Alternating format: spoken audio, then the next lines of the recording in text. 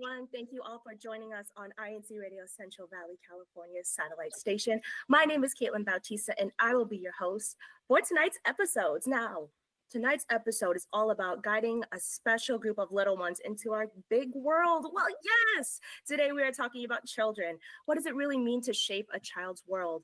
You know, working with kids or even having some of your own is more than just fun and games. It's a mix of big feelings, daily lessons, and those unforgettable moments. Of course, I am not alone. I have my wonderful co-host, the one and only Terry Soriano. How are you doing, Terry? And how can our viewers continue to support INC Radio? Hello, Caitlin. Good morning, good afternoon, and good evening to all of our viewers, to all our listeners. It's always so good to be here with you, coming live to you from Fresno. It's about 90 degrees right now, coming to summertime, right? So we want everyone to please continue to drink water and stay hydrated. Looking forward to this great show this evening, Caitlin. Back to you. Awesome. And of course, it's not just me and Terry. We also have an awesome group of guests. If you can introduce yourselves, Melissa, we'll start with you. Hello, good evening, good morning, good afternoon to everybody out there. My name is Melissa Benedicto, and I am happy to be here on INC Radio. Awesome. Thank you so much. And we also have another awesome, lovely lady with us, and that is Haya. If you'd like to introduce yourself. Hello, INC Radio listeners and viewers. I'm Haya, and me and my family, we are from Riverbank. Awesome. Thank you so much. Let's get our awesome topic all about guiding growing minds started. So my first question to you all is, why is it so important to listen to children and show them that we care? Melissa, we'll start with you. So kids are sponges. They learn and they listen from the adults that are around them, from the community. So it's very important to teach them, not just by saying, right, the correct words, but to show them how to live, how to interact, how to work out problems, stuff like that. So it's very crucial to not only teach them with our words, but teach them with our actions as well. Yes, of course. I feel like that's something that my mom would say too. She would always tell me that children are a clean slate. Whatever you tell them, they'll absorb. And like what you mentioned, actions are louder than words. So it's important to be a good role model for them, not just telling them to behave, be respectful, be responsible, but also show them to behave, be respectful, and be responsible as well. How about you, Haya? Why is it important to listen to children? I agree with Melissa. Yeah, the children are really like sponges. They absorb everything. And when we listen to them, we make them feel valid. So it builds their confidence, their trust, and it makes them feel safe to express themselves more. Like, for example, I love listening to my daughter's stories. Like, she tells me everything, literally everything, like from school, from church, and even after we pray at night, she will still continue to talk. I was like, girl, we still have tomorrow. So yeah, I mean, it's amazing when you have that kind of foundation, that whatever happens, they will tell you their success and even their failures. And for me, that's a different kind of bond. Yes, of course. I feel like if you're able to listen to your child, if you express that you care about them, all the more you're going to have a really healthy and trusting relationship with them. So yes, of course, those are really great answers. So for my next question, kind of goes into what Melissa and Haya were both saying. What can children learn from the things we say and do every day? So how can we be good role models to them? Haya, we'll start with you. Well, as a parent, we are the first and most important role models for our children, right? So, and they learn by watching us, how we speak, how we treat other people, how we solve our problems, and yeah, how we handle our mistakes. And I remember my daughter, my youngest daughter, she was having a hard time. And then my eldest will help her to navigate her feelings. I can hear my eldest daughter saying the exact words that I used to say to her when she's having a hard time. So that's when it hit me that, oh, they really are sponges. Like, uh, that's what they learn. Everything I say, everything I I thought. I mean, the way I act. How do I say those things? Yes, of course. And I love that your daughter was able to comfort your youngest one. And it's truly a reflection of your parenting. And I love that. And Melissa, I'll ask you the same question. What can children learn from the things we say and do every day? So my day job is I'm a classroom teacher. I've been in education for 20 years. Taught special education prior to going into general education. Currently, I teach first and second graders. So off the bat, when that first bell rings, my I don't even have to say anything. My body language says it all, right? Mhm. So there was this one time I come in and I'm not having a great morning, and one of my students goes, "Miss Benedicto, have you had your coffee yet?" And I'm like, "Listen, no, number one." I'm just kidding. But that's the thing. Like it's the behaviors, the para. It's called para. I forgot the phrase, but anyways, it's just our body language, and they see it all. So if we show them compassion, if we show them kindness, that's what they're going to be learning from us, right? But if we also show them what we expect, that this is what is expected on a daily basis, that's they're gonna reciprocate as well. So. Mhm. And I totally agree. I'm like an after school teacher, so not like in the schools, but extracurricular activities. I always remind my kiddos, treat others with kindness, and I exhibit kindness to my students and to my peers and my coworkers. And I love seeing them treat their fellow classmates with such kindness and respect as well. So it's really great. That was such a great answer. And so moving on to our next question, oppositely, what can we as adults learn from our children or from our students? Melissa. Just the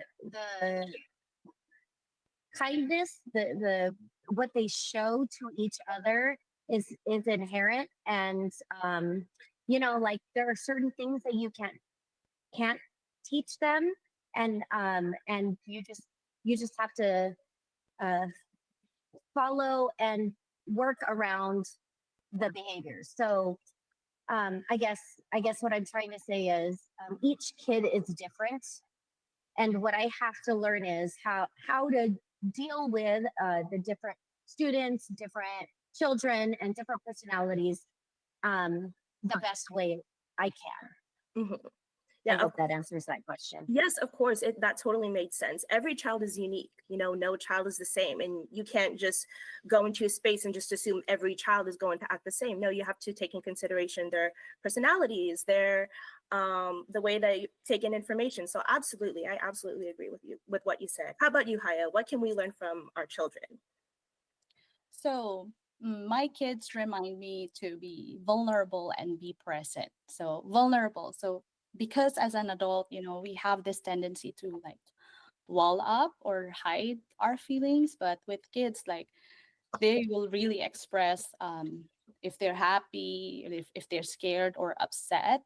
So I mean, it's okay to feel things, right? And being present. I mean, they grow up so fast, like one blink, and oh, I already have a first grader. So I mean, it teaches me to take things slow, and cherish every moment. Yes, absolutely. I love that answer. Thank you so much for sharing, Haya and Melissa. Before we go into our next segment of our topic this evening, Terry, what is going on in the Vine chat? What's going on there? Yes, our Vine chat is getting really blasted. There's so many people here. And I want to mention some of their names. William Dorsey, Brother William, our very own Brother Rudy Ilaga, Sister Melby Tamayo, Brother Romel Bautista. Thank you so much for watching. We have Melanie Cebu from Arosi, We also have Veronica de la Rosa from Arosi. We have also Brother Edwin Racadio from Limor. Thank you so much for always supporting. Brother Benji de los Reyes from Delano, Sister Renalyn from Fresno, Brother Andre Fajardo, Sister Helen Galapon, Sister Sasha from Riverbank. Hello, everybody there. Also, Brother Manny from Arosi, Brother Danny Aglipai, our very own from Arosi. And we have also our regulars, Brother Brother Mario from Brixtonville, the Philippines. And we have Johnny Castaneda, Brother Michael Sarmiento. Thank you so very much, everyone, for listening and for watching. We also want to let you know how you can continue to support us. Go to YouTube, type INC Radio, Central Valley, California. Another challenge that I would ask all the listeners and all our viewers to invite someone, maybe one person for each one of you, and to come by next Friday at 9 p.m. Okay, changing gears now, we will continue with our discussion. So our next question is, what makes talking and listening to children important for their growth? Sister Haya, we'll start with you. Um, well, when we engage in real conversations with the children, with our kids, they learn to express themselves and feel connected and understood, right? And it helps them grow emotionally, socially, mentally. So, I mean, it's really important to give them that undivided quality time during our talks with them. Oh, very good answer there. About you, Melissa? Um, I wanna piggyback off of Sister Haya's answer because even in the classrooms, we're seeing a lot of like language development delays, really because of a lot of screen time from our kids. We're teaching them explicitly how to interact with each other. You know, how to talk first, how to allow another person to talk, and it's not all about you, you know, kind of thing. So it's a lot of that in the classroom taught explicitly. When we go back home, it's like I've had you know too much to do all day long. I want to shut off, right? But then you come back home and you have your own set of children that who want to talk to you and who want to have that communication. So like I have to tell myself, I want to, you know, I need to make time for my children too, you know, no matter how old they are. So Yes. Yes, that's very nice. So I really want to add something to that. I've been a children's worship service teacher, and I deal a lot with the little children as well. And you know, children want not only to be seen but to be heard. And everybody has a story to tell or something to say, be what how they're feeling, or they want to interact with us older people because they want to say something. So sometimes we shut them off and we say, because I said so, and that kind of stops the conversation. But I don't think that's quite right to do. I know some parents may do that. Sometimes they're busy, but I think they should be heard as well as to what they need to say, and you know, to convey to us what they are feeling. So going on to our next question, when was the last time a child taught you an important life lesson, Melissa? wow. So I was just reading the chat, and a former student actually said he's on here, and he says, "Hi, Miss Benedicto." Yes, so I got a shout out from a former student. He is actually now a Bible student. Oh, And very nice. yeah, he's a Bible student, and I taught him Brian. His name is Brian. Maybe 8 years ago now. So he's an adult, and you know, I learned a lot because even now he brings up some stuff that I taught him in the past, and it is resonated with him, and now he, you know, he lives by it. So just like our very first question, what do the kids learn from us? I mean, as adults, they're sponges in the beginning, but then they become adults, and what do they do with that knowledge? They use it, they use it in their life.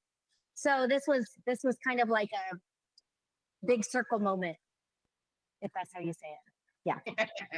How about you, sister? Aya. I learn from them every day. So, Yes. I mean, my daughters taught me how to be excited and grateful for even the simplest things. Like, for example, a quick trip in Dollar Tree. They will be like, it's like they've won something, or we are going to Disneyland. I mean, it's just Dollar Tree, but for them, Mhm. the happiness from them is amazing.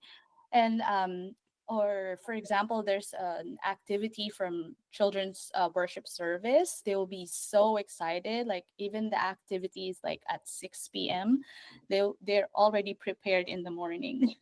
I mean, if you can see that Aw. authenticity from them, I mean, it's great. And Yes, that's because they see you. They see you Wow, be thank you. excited. They see you Reflection of active. them. Yeah, it's a reflection, definitely. yes. Those are really great answers to their questions. And I want to add something to that. The great lesson I think that I learned from the children is patience. Patience is really, you really need it, because sometimes you want to say something, but you have to stop yourself. And, you have to remember that they are children trying to learn from you. So you have to exhibit the things that you want them to learn. Like you all mentioned that they are sponges, and they look at you and they hear you and they see you. So whatever you do to all of those things, they will do. Right? Absolutely. Okay. Yeah. So yes, that's my answer to that. Caitlin, back to you. I'd actually like to answer my own question. Like, I also love, like, I know Terry mentioned it earlier. Sometimes when kids want to talk to us and we're rushing through our day, we're like, oh, we'll talk about it later. But I like to think of it as those children are looking at us. They want to tell something important to them because they view us as important to their lives. So they're saying something valuable to us because they value us, if that makes any sense. And I think it's a good way of thinking to value their time and also have patience as well. So for one of our last questions to wrap this all up, if children are the future, how can we show them the best way to live and lead with faith? Melissa, we'll start with you. Yes. Um, just be prayerful. Put all your cares, leave, get, allow God to lead the way at all times. So that it takes a lot of patience, one, and we have to lead by example. So I can't just tell my kids, do this, do this, do this. I got to lead first, right? So that's the biggest thing. I have my boy. I got to give him a shout out because he also said, "Go, mommy, po." My son. Yeah, it's hilarious. Okay, so yeah, he's leaving for Rome, Italy, for college. Yeah, and as much as I tell him to pray, I got to do it myself because I need that too. I need to allow that, know that God is the one who's going to protect him and take care of him, and all of that. So Yes, absolutely. That's amazing, Melissa. Thank you so much for sharing. And Haya, how about you? For me, we can show it by living with kindness and integrity. I definitely agree with Melissa. Um, we really need to lead by example because children learn faith by seeing it in action. So it's not enough that we just attend worship service or we perform our duties in church. That's not enough. They need to see how we treat other people, how we stay hopeful, and how we rely on our Almighty God, especially during those tough times. So, I mean, that's how we can lead them by faith. Yes.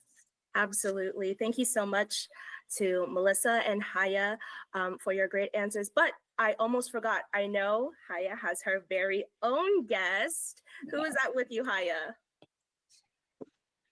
Hello. Hello, my friend. What's your name? What's your name, hun? My name's Arya. Hi, Arya. Is it okay if I ask you one question, Arya? Yes. What are some things that the grown-ups have taught you in your life? What have they taught you? Kind, respectful, responsible. Wow. Yes, I love that. See, a direct reflection of your parenting. Be kind, be respectful, be responsible. All amazing answers. Again, that's it for our show. I would like to thank my co-host, Terry, and our panelists, Melissa, Haya, and Arya, for being so awesome this evening. And of course, give our special thanks to our spiritual leaders, beginning with our INC radio station manager, Brother Wally Tarai, our deputy executive minister, Brother Angelo Iranu V. Manalo, and our executive minister, Brother Eduardo V. Manalo. We thank you all so much. If we could, we would have a million questions about this topic, but you would just have to catch us next week. Thank you so much to everyone tuning in, and we'll see you next Friday at 9 p.m. Bye-bye, everyone. Thank you. Good night. Bye.